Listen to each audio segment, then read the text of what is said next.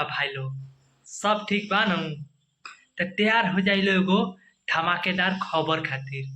तो जी हाँ, आप सबके फेवरेट प्रदीप पांडे उर्फ चिंटू लेके आ गए बने भोजपुरी के एकदम नया गाना, जेकर बोल बा, टाइटल बा पांडे जी के बेटा हूँ टू के टीचर।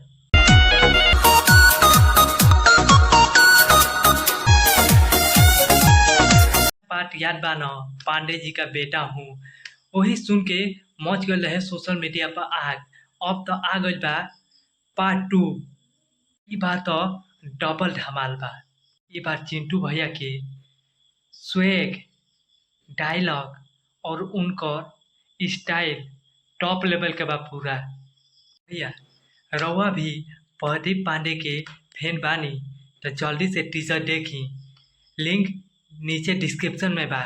पूरा गाना के इंतजार करी, जल्दी रिलीज होके वाला बा। वीडियो के लाइक करी, शेयर करी और चैनल के सब्सक्राइब जरूर करी।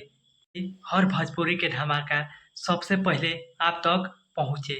टीजर देखी और बताई का लागल रउआ के टीजर देख के। कमेंट में जरूर लिखी और याद रखी कि भोजपुरी हमनी के शान।